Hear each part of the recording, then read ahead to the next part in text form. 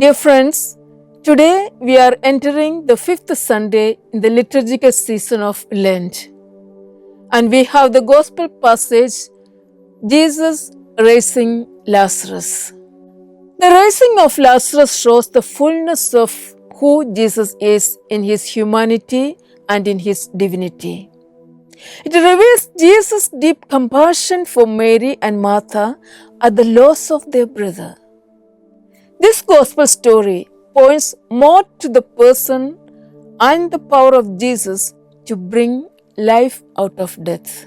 And this scripture passage also manifests that life isn't just a series of events. There are issues to deal with, defeats to be understood, and faith to sustain. And God creates circumstances such a way in our lives so that on our own we reach not too far, but God's grace is reflected more and more through our daily challenges. This episode is also an indication of the temporariness of our existence.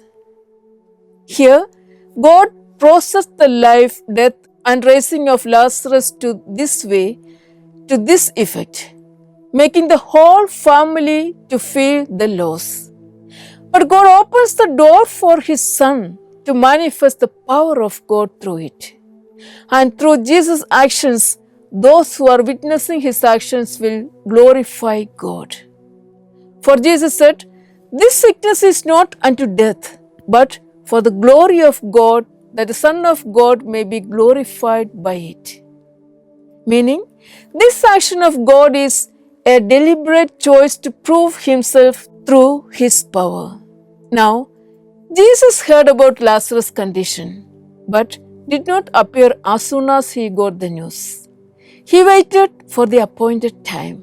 G. Campbell Morgan made a statement on waiting. He says, "Waiting for God is not the abandonment of effort. Waiting on God means first, activity under command, secondly, readiness for any new command that may come, thirdly, the ability to do nothing until the command is given."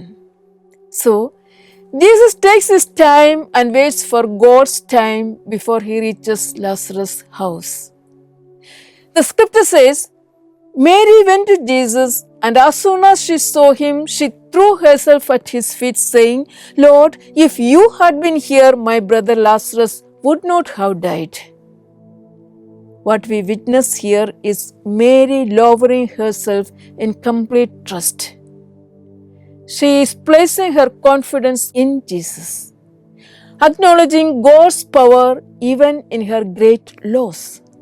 Moving further, we read, "At the sight of her tears and those of the Jews who followed her, Jesus said in great distress and with a sigh that came straight from his heart, 'Where have you put him?'" Friends, this process involves a stage of complete detachment from your own to welcome the process of God's action in our lives too. God removes from our lives all that is on His way while working on God's will. Jesus then reached the tomb and said, "Take away the stone." Martha said to him, "Lord, by now he will smell. This is the fourth day." But Jesus replied, "Have I not told you, Martha, that if you believe, you will see the glory of God?" So they took away the stone. Then Jesus lifted up his eyes and said, "Father, I thank you for hearing my prayer. I know indeed that you always hear me. But I speak for the sake of all those who stand around me so that they may believe that it was you who sent me." Jesus, before working out this miracle, gives the credits to his Father, that it is under Father's power that the Son is going to raise Lazarus. Jesus goes beyond all human terms to pitch the divine plan, surpassing all human understanding, because God wishes that His power is acknowledged in the works of His Son. Beyond all, it calls for a total faith, humble submission, and obedience in action. When he had said this, he cried out in a loud voice, Lazarus, come out. Jesus was given the power to accomplish the Father's plan here. Then dead man came out. Jesus said to them, unbind him and let him go free. The process of God here reveals that any action done in the name of the Father to glorify His name, the Father will fulfill it. He will accomplish. He will stand by us. With the Father being beside us, our every action comes to its fulfillment. Note, here Jesus saying, unbind him and let him go free.